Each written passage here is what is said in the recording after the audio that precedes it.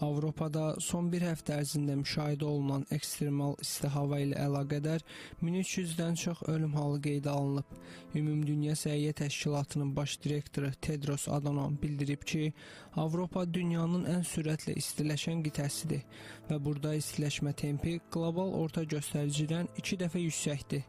Eyni zamanda Fransada 10 gündən çox davam edən anormal istilər ölkənin kənd təsərrüfatına ciddi ziyan vurub və məhsuldarlığın əhəmiyyətli dərəcədə azalmasına səbəb olub. Fransanın Kənd Təsərrüfatı Nazirinin sözlərinə görə yüksək temperatur heyvandarlığa mənfi təsir göstərib.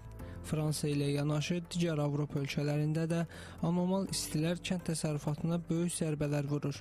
Məsələnin maraqlı tərəfi isə Avropa və dünyanın bir qismi istilərlə mübarizə apararkən Yaxın Şərqdə, həmçinin ölkəmizdə yay aylarında belə yağıntılı havanın müşahidə edilməsidir. Bütün bunlar öz növbəsində dünyada uzun müddətli gündəmdə olan iqlim dəyişikliyi probleminin ən böyük sübutudur. Ekspertlərin fikrincə, dünyada baş verən iqlim dəyişikliyinin əsas səbəbi insan fəaliyyətidir. Elektrik enerjisi, nəqliyyat və sənaye üçün kömür, neft və qaz kimi yanacaqların yandırılması atmosferə karbon qazı və metan kimi istixana qazları buraxır. Bu qazlar yerdəki istiliyi tələyə salaraq qlobal istiləşməyə səbəb olur. Avropa bugün qlobal deyək ki, hava axınlarının təsiri altındadır. Afrikadan gələn tropik hava kütlələri orada istilik qüvvəsi əmələ gətiribdir.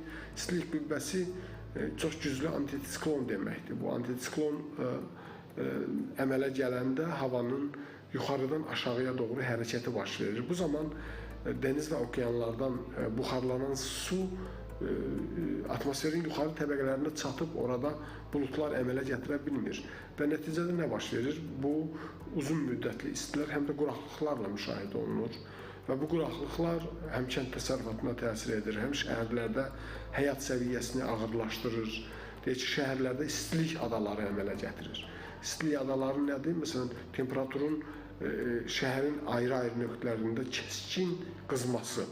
Bu əlbəttə ki, xəstə, yaşlı insanlarda müəyyən sağlamlıq problemlərini yaradır. Azərbaycan isə uzun müddətdir dünyada baş verən iqlim dəyişikliyi probleminin fərqindədir və bunun üçün bir sıra həll yolları təqdim edib.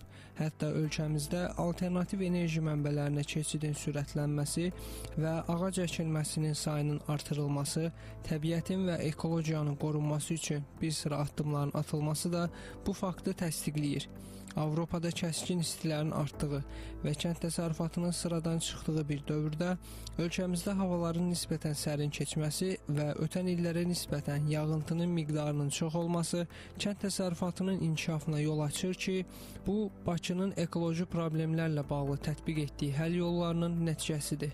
Ekspertlər bütün dünyada ekoloji problemlərin aradan qaldırılması üçün böyük dövlətlərin də bu tərz həll yolunu seçməli olduğunu diqqətə çatdırırlar. Hal-hazırda bütün dünya ölkələri birləşərək iqlim dəyişmələrinə qarşı mübarizə aparırlar. Məsələn, Paris razılaşmaları çərçivəsində müəyyən olunub ki, hər bir ölkə könüllü olaraq atmosferə atılan istixana qazlarının miqdarını azaltsın. Çox təəssüf ki, bəzi ölkələr istixana emissiyalarına çox kəskin səbəb olan hansı ölkələr ki, onların ərazisindən atmosferə çox karbon emissiyaları atılır, karbon qazı atılır.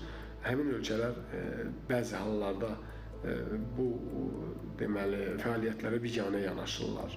Məsələn, Çin, Hindistan, Amerika Birləşmiş Ştatları atmosferə atılan karbon emissiyalarının əsasına malikdirlər, yəni böyük bir hissəsinə malikdirlər ki, onlar da bu hərəkatda çox fəal iştirak etməlidirlər ki, kasıb ölkələr daşqından, ekstremal hadisələrdən, su basmalardan, quraqlıqdan, ərzaq çatışmazlığından əziyyət çəkməsinlər. Qeyd edək ki, qlobal istiləşmənin və iqlim dəyişikliyinin bərabərində gətirdiyi ən böyük problemlərdən biri buz kütlələrinin əriməsidir.